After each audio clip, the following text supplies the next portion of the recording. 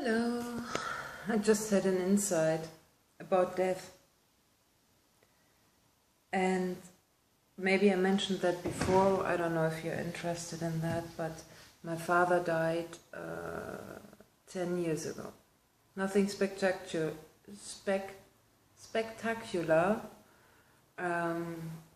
People die, huh? Yeah, I'm laughing, but it's not funny at all. Because until this day I'm crying. I have goosebumps. I have tears, fears. No, fears not, but like cramps of tears. It's not stopping. The pain that my father died is not stopping until this day. And sometimes I go into deep thinking and then I have to walk around or I have to move around and then the insight comes. It's very interesting. I often turn around like this. For example, I'm thinking about something, yeah? And I'm walking and then I'm like turning around and then bam, I have the insight. I have a very interesting, then I sit down and then I write on Facebook. I know I love to share these things, or I create a video. So, back to what I wanted to say. I'm still crying because my father was suffering on a level that you wouldn't like to wish your cruelest enemy. And I'm aware of this. And this causes suffering in me. Yeah? He was suffering. He was alone in his house. It was like a ghost house when I walked in that few days after he died. Stinking, lost. Not for life. The stinking of pure, rotten death. And this is what I don't get over with. Because I know he was suffering so much, and I was part of that. I was part of his suffering. This is what I cannot forgive myself, yeah?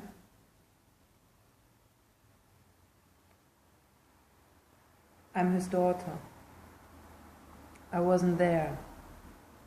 I didn't try to drag him out. Well, I did, but I didn't try hard enough. I was not loving. I was raging mainly. I had my own problems, blah, blah, blah. So I'm part of a person who has suffered and died in a very, very cruel way.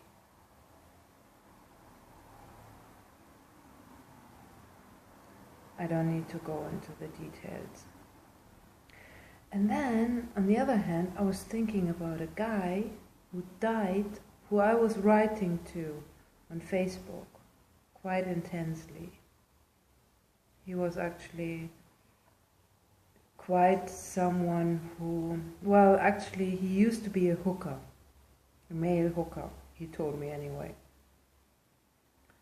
And he used to please women for money in his 20s. So he knew everything about, excuse me please, pussies. Yeah? He knew how to please pussies, what pussies are like, what the vagina of a woman needs, where the blockages are. Actually, he was like a tantra master, but he used to be a hooker. So he wrote and wrote and wrote me, and he said, "You're a goddess, you're a goddess," and he showed me where my blockages lie. We were only writing, we didn't even meet. And he showed me where my blockages lie and how I can get my full sexual energy back, and how I can become my own boss of my sexual energy without getting manipulated, how I can train my vagina, etc., etc. Anyway, I was talking about death, and now I'm talking about vaginas. I know it's weird, but anyway, I was talking to this guy, and he trained me actually. Yeah, he sent me to bed 7 times a day, and said, "Have one orgasm after the other, and train your pussy, and watch your pussy. What's going on with your sexual energy?" He was like a trainer, very dominant. Beautiful guy from Norway. He looked like grey, long hair. He was older guy, but he looked like a ascended master, something like that. He had many friends. He had a good social life. So anyway, we were writing, yeah, and we got into an argument. I was still raging. I had a lot of rage inside. I was still in Germany. And I attacked him, and we got into a fight, and we were arguing. And he was shouting at me as well. And then we stopped our friendship. But he always said to me, "Oh my God, Maika, I love you so much. You're a goddess. Oh, you're so beautiful. This and that and that." He always said that to me. And I was really ice cold, and I said, "Fuck off." It was bad.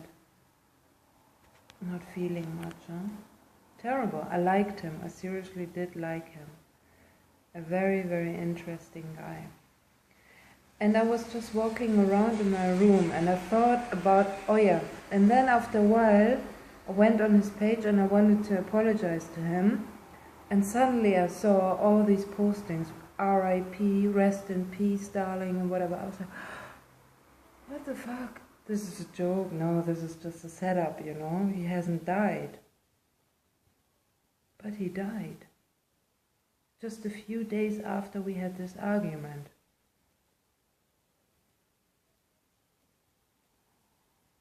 But you know what? And I thought, Michael, why are you not crying? Because you were in very close contact to this guy, and you had an argument with him. You couldn't even be friends with him, you know. You had an argument with him shortly before he actually died. And when I found out, I thought, yeah, right, this is a setup. I didn't believe that. It didn't feel as if as if it's the truth, you know. It felt so strange. But anyway, I was just walking around in my room, and I thought, why have you never cried about this guy? Because usually you always cry when someone dies. And I thought, Mikey, you're very ice cold.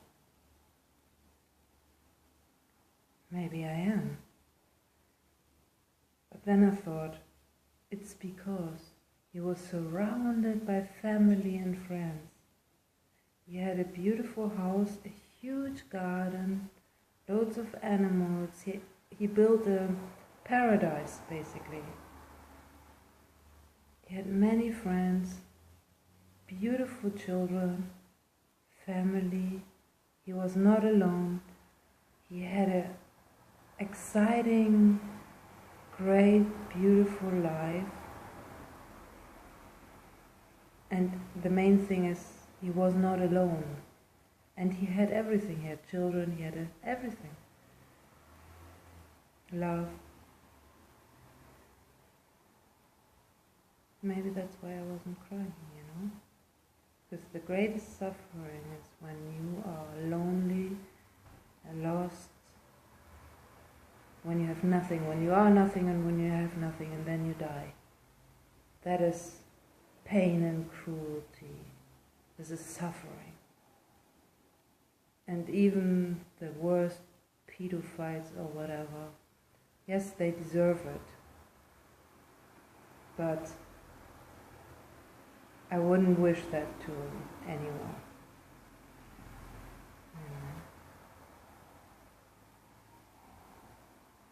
So, that was my teaching about death. And I know about this fact, that we all shouldn't die lonely and lost and cruel, and because maybe we were cruel to people. There's no love in our life. That is the most cruel way of living life and dying, because it causes pain. And if you have lived a fulfilled life, you are able to let go easily. You can go into the light and your soul, of course, survives. But there are other ways of dying, believe me. So that was my insight about death today. Why I'm suffering with the suffering ones, and why I cannot cry too much with someone who had a happy life. We should celebrate their happy lives instead when they die. Anyway, just a few thoughts. Bye.